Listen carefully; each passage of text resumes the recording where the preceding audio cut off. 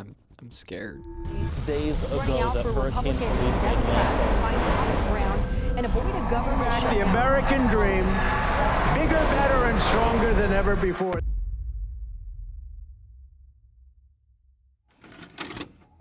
Not just for myself, for the millions of ways that my own uncertainty could cripple my chance at happiness, for the infinite iterations of self-sabotage that would crush me into a constrained life of potential left unfulfilled, for the tiny personal struggles that destroy my day-to-day but don't even appear on another's list of peripheral concerns.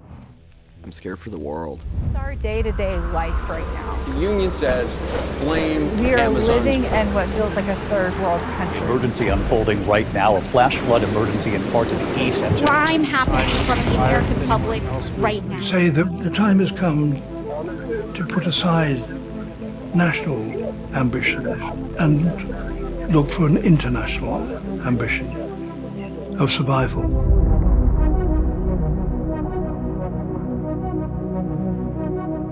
Where to begin?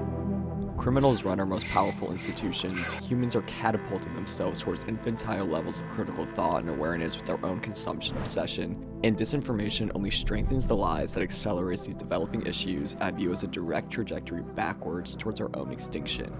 We're reducing, decaying. I walk around and see zombies, and I'm one of them. Right now, it feels like the world is dumbing itself down, reducing itself to out-of-date values that affect the lived experiences of millions of minorities and already subjugated demographics. All of this, and I haven't even mentioned my biggest fear. In recent months, climate emergencies have been declared by Canada and a number of other countries. In the face of these disasters, now facing new pressure to declare climate change a national emergency. You're right that over the next 30 years, the U.S. will face a climate reckoning that could mark the largest migration in American history. World Scientist says it has a moral obligation to warn humanity. It says greenhouse gas emissions are still rising and that recent efforts to reduce them are not enough.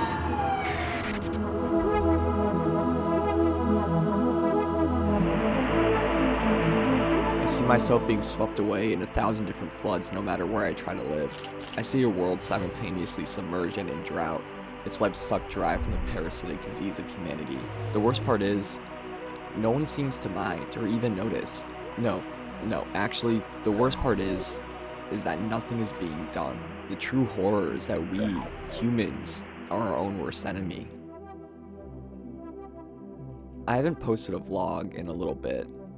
Right when it started to feel normal, exciting even, to consider how to capture my soon-to-be life after graduating from college, I was stunted. I started thinking about the future and, for the first real time, considering what the circumstances outside of my control would make that look like. Climate change is just one of the existential threats that looms over our existence. It's ironic.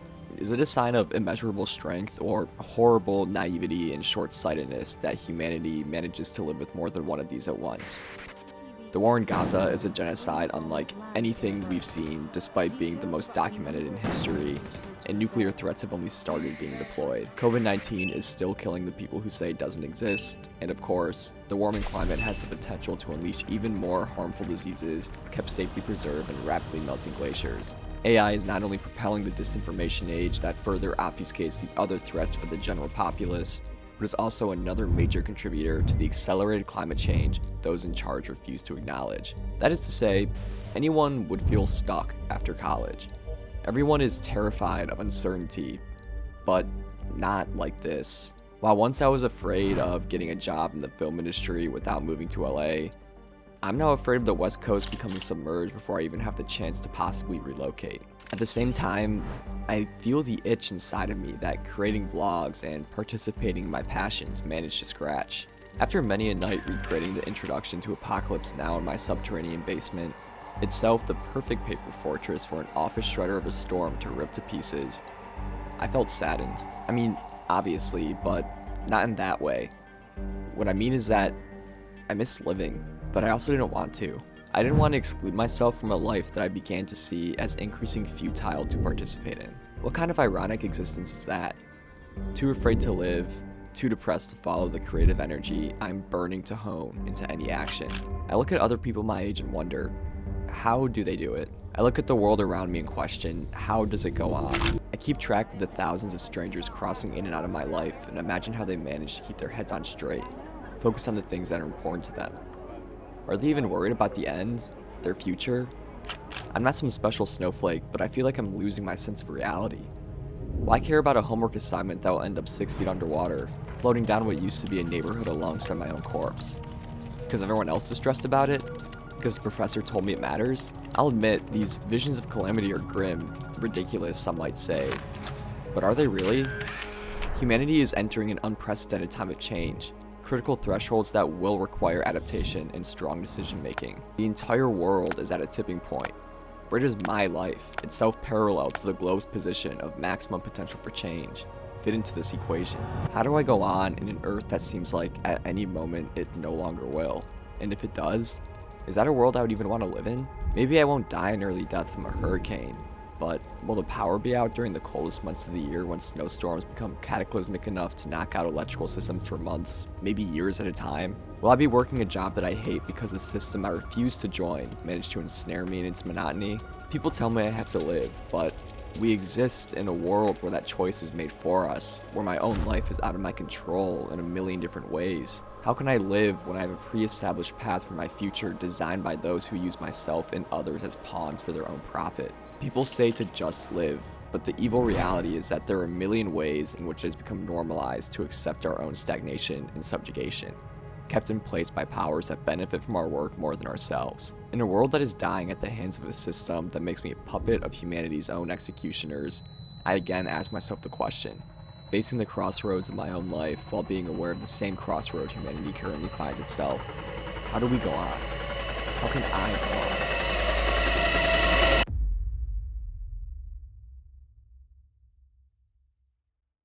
People say I can't just live to die.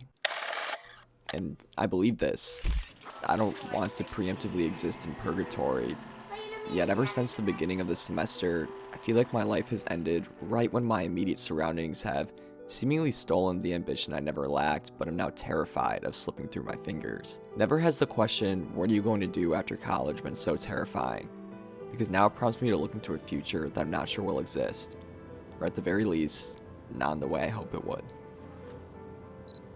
How long until I'm the person on the other side of the camera, recording a natural disaster uprooting my entire existence instead of my daily routine? How long until my friends and family are no longer in my life, either deported, dead, or somewhere trapped within the mechanics of a society designed to kill itself? Because, in my eyes, that is the system. A rat trap designed to make the victim the one placing its own bait. The mouse putting cheese out for itself on a silver platter poisoned by greed sickly enough to kill. Because over the past few months, I've become kind of disgusted with humanity, our selfishness, our hatred, and for whatever reason, something I find utterly, completely sickening, our inability to think. Warning, I'm about to sound like the most pretentious boomer trapped in a 20-year-old's body ever, but brain rot was funny until it started becoming a reality. I look to other people my age, read articles on how college students are no longer valuing books, how the Department of Education is on the verge of being taken down from the inside, and how I literally can't even understand the words coming out of people's mouths when they attempt to explain trends and memes outside of my cultural vernacular as evidence. I'm another rat, greedily consuming content until I literally can't anymore, but somehow I'm still not the hungriest out there. I thought my 4 to 5 hour screen time was utterly disastrous for my critical thinking, let alone those who clock in double digits scrolling towards infinity. And I don't blame them, or mean to place myself on some arbitrary pedestal because I look up and forget the word of the day. But I do feel as though this era of overconsumption is genuinely poisonous for humanity's collective consciousness and critical thought. Imagining a future that values entertainment and comfort more than the truth makes me feel as hopeless as whatever cataclysmic, hypothetical natural disaster would take me.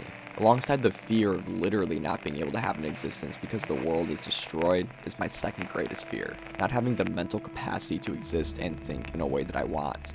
Not having control of my own mind and what I know to be reality. These dual threats facing humanity that I see as significant enough to potentially lead to our own extinction compounded into depressive episodes. I remained static for hours, days even, hopelessly crushed by the weight of a non-existent future.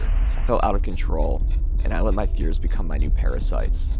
My will and excitement for life being sapped, despite that same drive still remaining. I didn't want to be sad, but I didn't feel like I could live, even if I wanted to, even if I didn't. I can't just live to die. So I asked myself again, how do I go on? I let myself find out.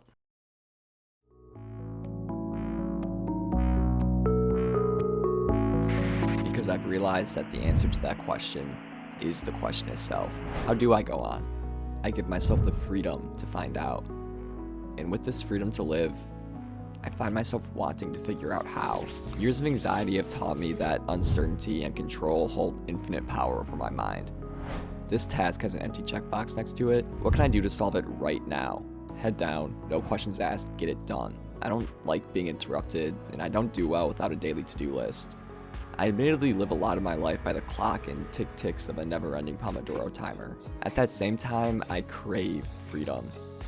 The idea of me occupying a cubicle in some stock 9-to-5er is equally comical and horrifying for how impossible it seems to me. I need to live my life in the way that I want.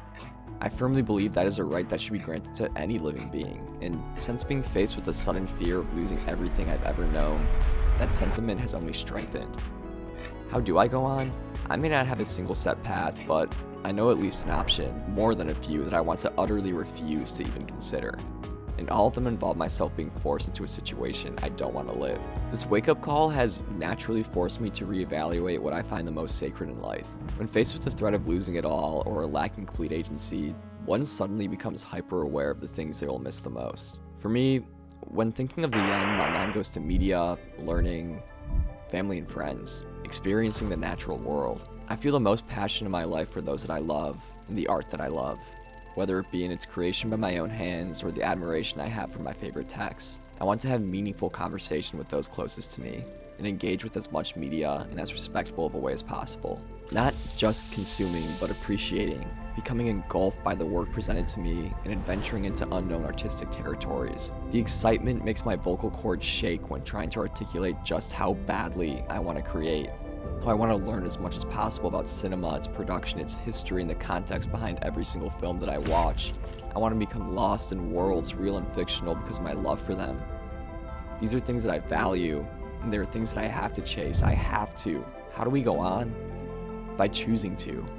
And choosing to follow the directions that lead to what's most meaningful, even if that initially sends one into terrifying uncertainty. And if one of the things I value the most is learning, it's been helpful for me, for whatever reason, to face the end as an experiment while working to chase my passions and choosing to live in the ways I know are most conducive for my own happiness. I don't want to become too pessimistic, but I still struggle to see a future where I completely exist. I think about next year and genuinely see nothing. I don't by any means have the answers, but framing that uncertainty within my mind as an opportunity to learn makes taking a step forward into the unknown future not just approachable, but exciting. I find something romantic to discovering the individual answers to a universal problem, or admitting that you don't have them. A text where I can be confused, explore and experiment with everything that life has to offer in an attempt to find those answers, even if it's just for me, especially if it's just for me. Creating and learning for myself. And facing a world that is utterly incomprehensible in its greed, I can't help but feel intrigue instead of fear when forcing that existence into the framework of questions rather than hiding behind uncertainties. This is how it will end, is transformed into how will I and those around me make it through this potentially difficult time. Living that experience, documenting it, and learning from it. That's my joy. That's my life experiment. That's how I can live with agency. By retreating into myself and observing everything around me instead of letting it take control, I can feel like I'm living with agency and in accordance with my values. Even if I am just another rat in the system, at least I'm aware of that fact. And I don't mean to be pretentious, but all of these thoughts have led me back to the past.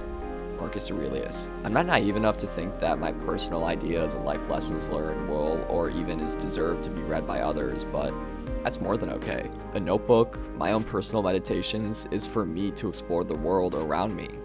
If life is an experiment, then I'm taking notes, trying to find the answers on how to go on, even when faced with the future I'm excited to live but isn't guaranteed. I realize when I say that I'm excited for the future that I really mean I'm excited to continue living with the same parameters I am now, but that isn't living. That isn't experiencing new things, participating with other worlds and the things that I value. What will force me to do so is trying to find the answers, trying to figure out how we go on. And in such, I will. So maybe this is a bit hammy, but I could even think of these vlogs as little entries into my own personal meditations. Watch along if you'd like. It's okay if you don't. After all, life is just passing us by and we're all figuring out how to exist.